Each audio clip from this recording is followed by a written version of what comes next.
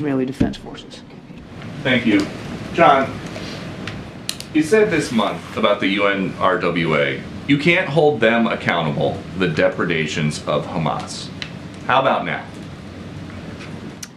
Certainly, it looks as if, Peter, and again, there's an investigation going on, so I'll be careful, but it certainly looks as if there's cause to be concerned about the actions of some of the members of UNRWA, the UN Relief and Works Agency, but that does not, and nor should it, impugn the entire agency and all the body of work that they're doing. They have helped save literally thousands of lives in Gaza. They do important work. Doesn't mean that there aren't some folks in that group that need to be punished for potentially these kinds of behavior, but that doesn't impugn the entire organization. That's bad, though. If there are 12 people who are accused, it's bad. It's bad if there's one. It's bad if there's one. That's bad. And the U.S. is giving them money. How much money?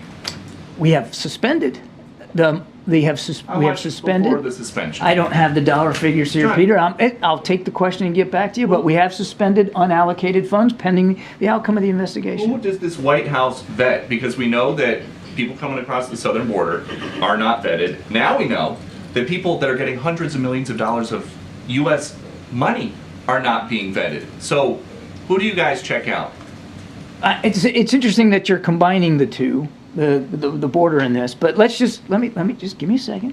It's not like we don't have a process at the border, and there is a challenge there, and the president does want to get more border patrol agents. But this idea that just there's no vetting and there's no proper immigration enforcement going on at the border just does not comport with reality. There's a lot of work needs to be done to get better at that, but put that aside, because that has nothing to do, and you know it has nothing to do with UNRWA and Gaza. What this administration is doing and how it is a UN, resources are being used. It is a UN agency, and yes, we have contributed to their work, and that work has been meaningful, and it has been important in places like Gaza. But we also are willing to hold them accountable for this particular incident and before the alleged behavior by these particular employees. And as I've said, wait, just give me a second now. As I said, we want this investigation to be complete and thorough and transparent.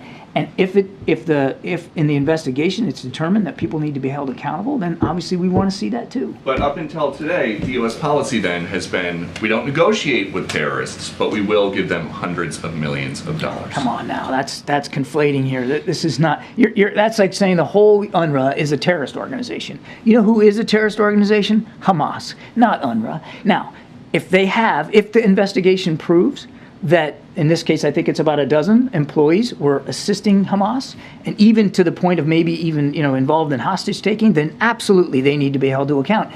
And we will, although we've already suspended any additional allocations to UNRWA, we'll certainly consider additional, depending on the investigation, whether that requires any additional changes in the way we support UNRWA going forward. Thank you. I'd like to ask about the logistics of moving people from kind of place to place within southern Gaza. We have reports that the Israeli military ordered evacuations from Khan Yunis and some of the places where people had already moved to. What is the guidance for where these Gazans are to go at this point?